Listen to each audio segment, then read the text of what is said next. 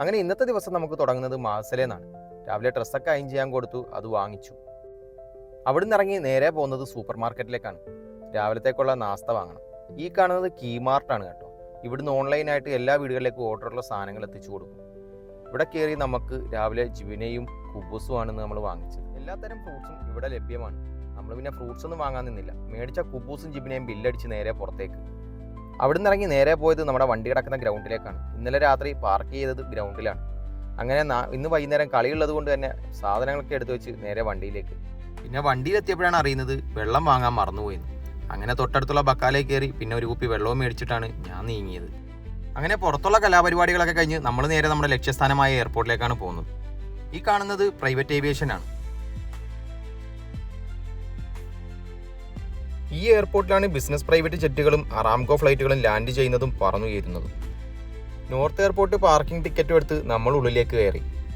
ഇവിടെ എത്തിയപ്പോൾ എയർപോർട്ട് പാർക്കിങ്ങിനുള്ളിൽ നീണ്ട നിര.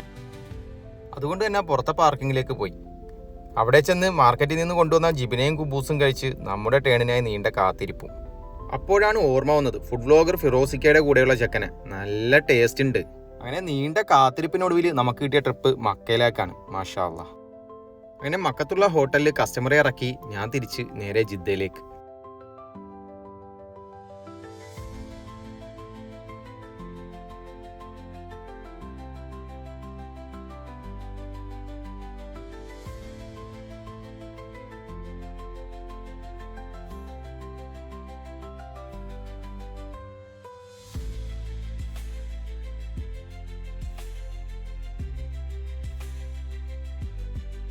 വണ്ടിയുടെ പുറത്തിറങ്ങിയിട്ട് പിന്നെ വണ്ടിക്കുള്ളിലോട്ട് കയറുമ്പോൾ സ്വർഗം കിട്ടിയ ഫീലാണ്.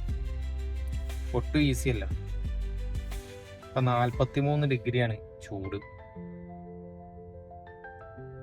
പുറത്തൊക്കെ പണിയെടുക്കുന്നവരെ സമ്മതിക്കണം. അങ്ങനെ അവിടുന്ന് ഓടി നേരെ ജിദ്ദ എയർപോർട്ടിലേക്ക് എത്തി. ഈ കാണുന്നത് ജിദ്ദ എയർപോർട്ടിലെ ഒരു ചെറിയ കാഴ്ചയാണ്. അവരൊരു പൂന്തോട്ടം സെറ്റ് ചെയ്തിരിക്കുകയാണ് ഇവിടെ. ഇവിടെ ഈ വൈകുന്നേരത്തെ കാഴ്ച വളരെ മനോഹരമാണ്. സൂര്യാസ്തമയം നോക്കി നിൽക്കാൻ നല്ല രസമാണ്.